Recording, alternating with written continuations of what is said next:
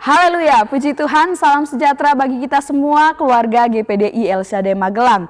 Kita mengucap syukur kepada Tuhan, kembali hari ini kita dapat menikmati kebenaran firman-Nya. Mari kita akan terus merenungkan kebenaran firman Tuhan sesuai dengan pembacaan Alkitab kita hari ini yang terdapat di dalam 365 hari yang mengubahkan hidup kita semuanya. Mari kita akan merenungkan firman Tuhan. Dalam pembacaan kita, kitab Wahyu 8 ayat 1. Sekali lagi, kitab Wahyu 8 ayat 1. Demikian firman Tuhan. Dan ketika anak domba itu membuka meterai yang ketujuh, maka sunyi senyaplah di sorga, kira-kira setengah jam lamanya. Puji Tuhan, renungan firman Tuhan kita pada hari ini yaitu adalah mempelai wanita Kristus. Mari kita akan merenungkan firman Tuhan ini tentunya dengan menggunakan OIA. Mari kita akan terima berkat Tuhan, pesan Tuhan melalui renungan 79 kita. Kita akan terlebih dahulu mengobservasi ayat yang sudah kita baca. Nah, apa yang tertulis di dalam kitab ini, dalam perikop ini khususnya, semuanya berdasarkan apa yang dilihat oleh Yohanes. Nah, inilah wahyu dari Allah yang kemudian dituliskan Yohanes di dalam kitab Wahyu ini.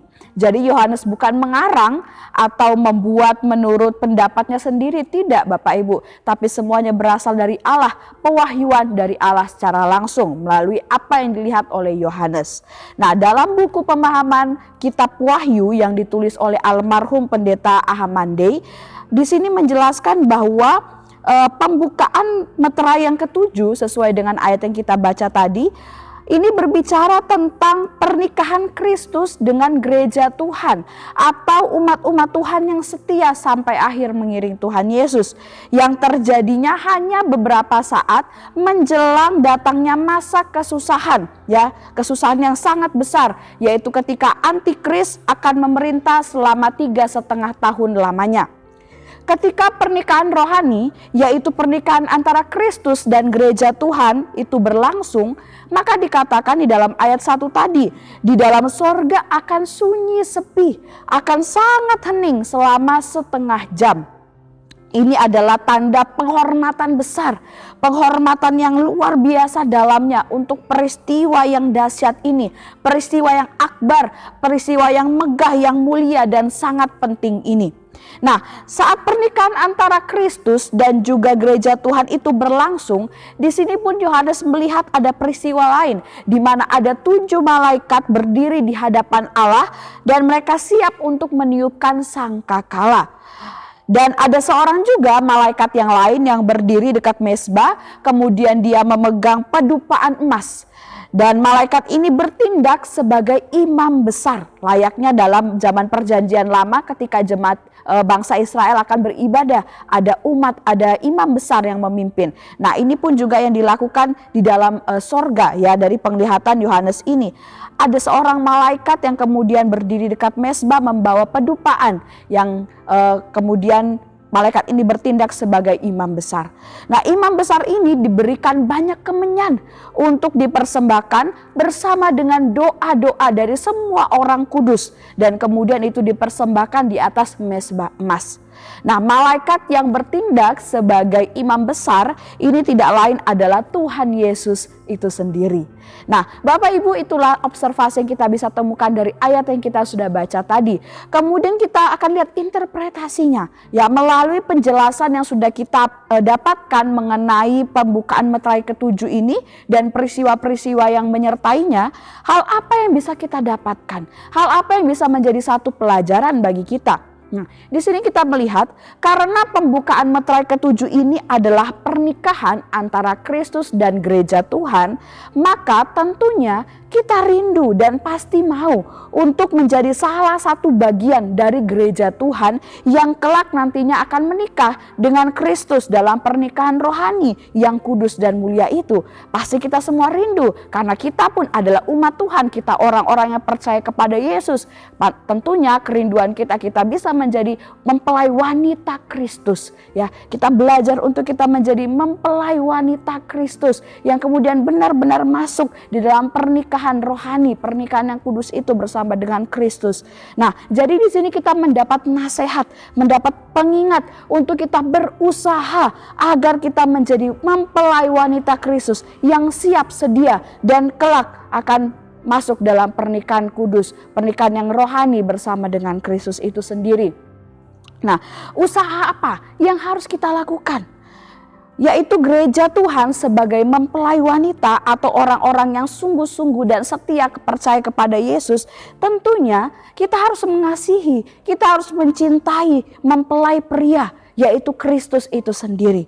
Ya, gereja Tuhan sebagai mempelai wanita pun juga harus melayani Kristus ya dengan sepenuh hati sebagai bukti kasih itu, sebagai bukti cinta itu kepada Kristus sang mempelai pria. Nah, kita harus mengasihi Tuhan Yesus Kristus karena Dia pun yang telah terlebih dahulu mengasihi kehidupan kita. Ya, jadi kita mengasihi Tuhan bukan hanya karena supaya masuk surga, tidak. Tapi karena sesungguhnya Tuhan yang sudah terlebih dahulu mengasihi kita. Dan tentunya kita pun harus mengasihi Tuhan. Rasul Paulus juga mengatakan bahwa tidak ada yang dapat memisahkan orang percaya dari kasih Tuhan, dari kasih Yesus. Tidak ada satupun, baik itu pengalaman, situasi, kondisi, keadaan, atau hal apapun yang dapat memisahkan umat-umat Tuhan dari kasihnya Tuhan. Ya, tidak ada yang dapat memisahkan orang percaya, yaitu mempelai wanitanya Kristus, dari kasih Kristus itu sendiri. Tidak ada yang bisa. Roma 8 ayat 35 sampai 39. Siapakah yang akan memisahkan kita dari kasih Kristus? Penindasan atau kesesakan, atau penganiayaan, atau kelaparan, atau ketelanjangan, atau bahaya, atau pedang? Seperti ada tertulis, oleh karena engkau kami ada dalam bahaya maut sepanjang hari. Kami telah dianggap sebagai domba-domba sembelihan. Tetapi dalam semuanya itu kita lebih daripada orang-orang yang menang oleh Dia yang telah mengasihi kita. Sebab aku yakin bahwa baik maut maupun hidup, baik malaikat-malaikat maupun pemerintah-pemerintah, baik yang ada sekarang maupun yang akan datang, atau kuasa-kuasa, baik yang di atas maupun yang di bawah, ataupun sesuatu makhluk lain, tidak akan dapat memisahkan kita dari kasih Allah yang ada dalam Kristus Yesus Tuhan kita. Puji Tuhan, ayat yang sangat luar biasa meneguhkan kita. Oleh sebab itu mari kita mau berjuang, berusaha menjadi mempelai wanita Kristus. Ya, terus mengasihi sang mempelai pria, yaitu Tuhan Yesus Kristus. Aplikasinya Bapak Ibu, apa yang harus kita lakukan sebagai bukti kita mengasihi sang mempelai pria, yaitu Tuhan Yesus Kristus? Yang pertama, tentunya yang terutama juga dalam kehidupan kita, pegang, lakukan, dan turuti perintah Tuhan Yesus. Yohanes 14, saya bacakan dalam ayat 21, 23, dan 24. Barang siapa memegang perintahku dan melakukannya, dialah yang mengasihi aku. Dan barang siapa mengasihi aku, ia akan dikasihi oleh Bapa-Ku, dan aku pun akan mengasihi dia dan akan menyatakan diriku kepadanya. Jawab Yesus, jika seorang mengasihi aku, ia akan menuruti firman-Ku, dan Bapa-Ku akan mengasihi dia, dan kami akan datang kepadanya dan diam bersama-sama dengan dia. Barang siapa tidak mengasihi aku, ia tidak menuruti firman-Ku, dan firman yang kamu dengar itu bukanlah daripadaku, melainkan dari Bapa yang mengutus aku. Puji Tuhan, ini kembali mengingatkan kita, jika kita mempelai wanita sungguh-sungguh mengasihi Tuhan Yesus, ya, maka pasti kita sebagai umat Tuhan itu, sebagai wanita mempelai wanita Kristus, kita akan memegang, kita akan melakukan dan menuruti setiap perintah Tuhan Yesus. Kita mau hidup setia kepada Tuhan sampai akhir, ya, sehingga pada akhirnya kita akan masuk dalam pernikahan rohani bersama dengan Kristus. Dan saat kita masuk dalam pernikahan rohani tersebut, tentunya sorga itu akan menjadi bagian kita. Kita akan menikmati sorga bersama dengan Tuhan Yesus Kristus, bersuka cita di dalam kemuliaan. Puji Tuhan, biarlah ini menjadi pengingat bagi kita Bapak Ibu. Mari kita terus jaga kehidupan kita di akhir zaman ini. Tetap setia mengiring Tuhan. Dan kemudian kita berdoa sungguh supaya kelak kita benar-benar layak menjadi mempelai wanita Kristus. Tuhan Yesus memberkati kita semuanya melalui renungan firman Tuhan yang sudah kita nikmati pada hari ini. Terima kasih bagi Bapak Ibu yang telah mengikuti renungan 79, kiranya dapat menjadi berkat kekuatan bagi kita semuanya. Bagi Bapak Ibu saudara-saudari yang ingin didoakan untuk pokok doa tertentu atau ingin menceritakan kesaksian baik mujizat kesembuhan, pemulihan masalah keluarga dan lain-lain, dapat disalurkan melalui chat di nomor WhatsApp 0813-2742-0088. Mari kita akan mengakhiri renungan kita dengan berdoa.